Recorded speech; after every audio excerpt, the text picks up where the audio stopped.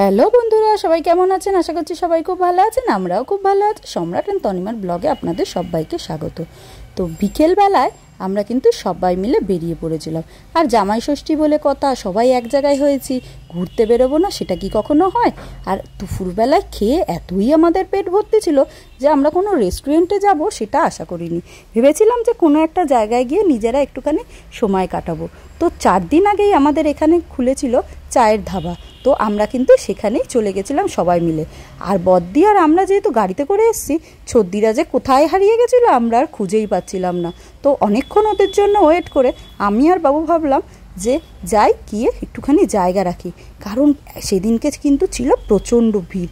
আর আমাদের যে 8:30 মতন বেজে গেছিলো, কিন্তু তবুও ওখানে গিয়ে বোঝার ব্যাপার নেই যে 8:30 বেজেছিল, কিন্তু প্রচুর লোক ছিল যেহেতু নতুন জায়গা ওপেনিং করেছিল।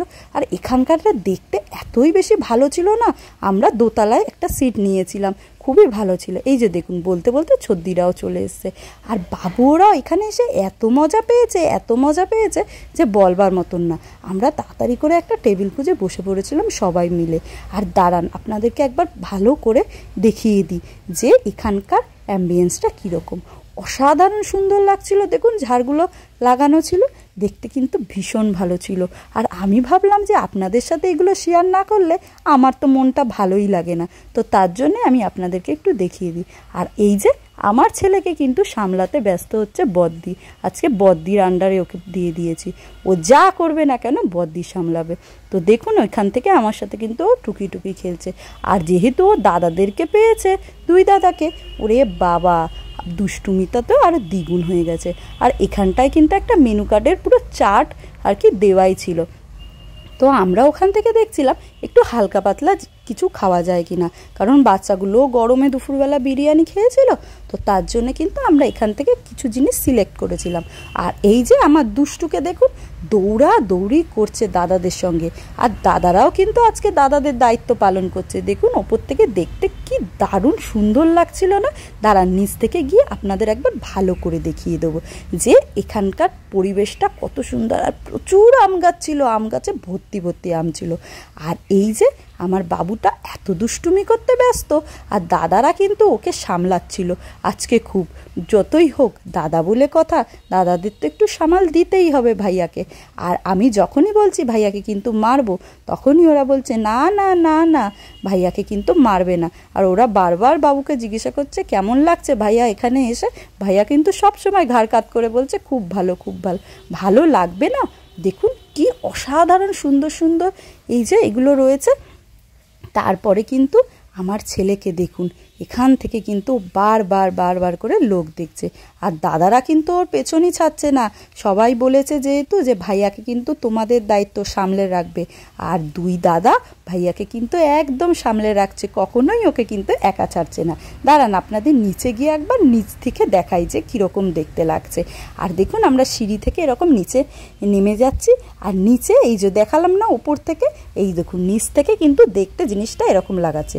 আর নিচ থেকে দেখাবো যে ওপরটা দেখতে কীরকম লাগছে আর আমরা কোন জায়গাটায় বসেছি।